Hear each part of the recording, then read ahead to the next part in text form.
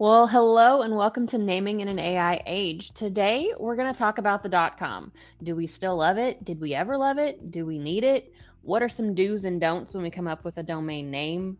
And maybe some steps on how to register your domain.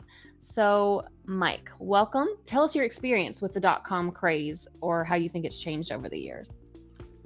Well, I think when the internet first started becoming established, folks didn't really understand what a website was, and so people would just put sales brochures out there, right? And it was just a regurgitation of what you would normally see in print. And then people got a little bit smarter about the power of the internet and the value of a URL, and .com became sort of the de facto standard. That is, Google biased search results to where if you were the .com owner and someone were to enter in the name, they put you at the top of the list because you own the .com. I know a lot more companies are now, especially startups, are straying away from the .com, maybe because there are so many out there that it's less obtainable, or there are other alternatives. I wonder what your thought would be on settling for a shorter .ai.io name versus a very lengthy .com. I think what one needs to think about is your digital presence, whether that's a website, a Facebook page, presence on X or Twitter, LinkedIn, TikTok, etc. I think for most people today, and probably for the foreseeable future, having a website is important. It's not that expensive, and to have sort of a sign, it's like your sign in front of your business. If you feel like Facebook's a better place to take them, or LinkedIn, you can sort of redirect them to where most of your content is. Having the .com versus the something else, while it's still important, it will become less important as AI gains more of a foothold in search and the search algorithms get a little bit smarter. In answer to your question, I would say shorter is better, even if it doesn't have a .com on the end of it, as long as it's relevant, engaging, and cuts through all the clutter. And cutting through that clutter is a good point, and not misspelling or mistyping. So we do have some domain do's and don'ts when thinking of a domain name. One of those specifically would be not using characters such as a dash or numbers in your domain name just for the sake of clarity, not misspelling, not misusing or mistyping like FOR versus for. That can become really confusing. We also have don't forget to renew your registration. Letting that lapse is just asking for an issue.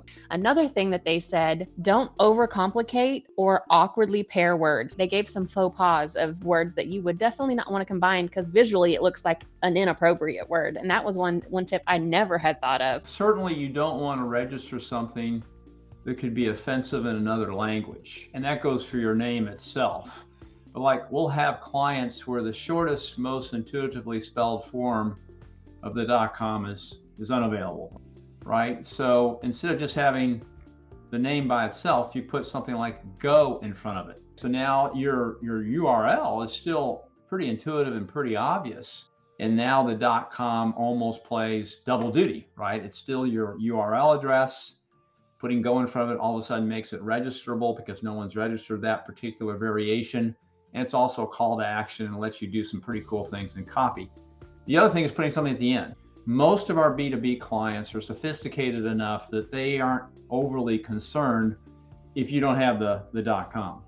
But for B2C, especially if you're going after millions of people, having that shortest, most intuitively spelled form match your brand without the go or without anything after it is sometimes worth more money. Another thing to be sure to make certain of is that you are the owner of the domain that you register. This becomes important when you are looking to sell, when you're looking to make sure you're renewing.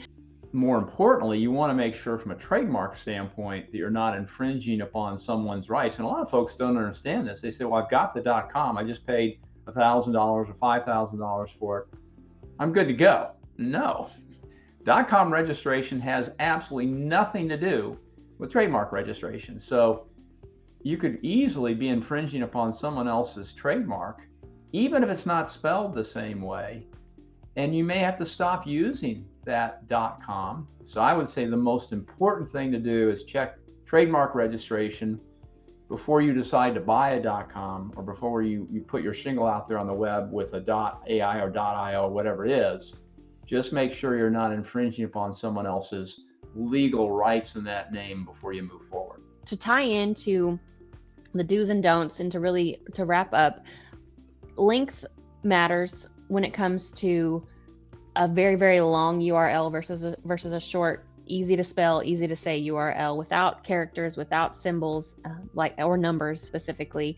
Making sure that your domain is available and not infringing on someone else's trademark or specific brand name, as well as aiding in that cybersecurity by making sure that you're using a good domain registrar like GoDaddy, domain.com, or updating your renewal as you should.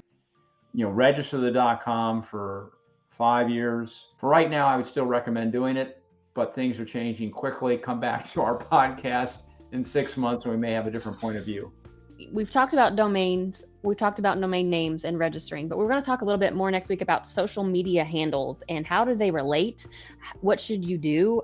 And what should you consider when you're naming social media handles specifically targeted for your audience, whether you're B2B, B2C, and so on and so forth. Thanks for joining us. Thanks, Mike. See you guys.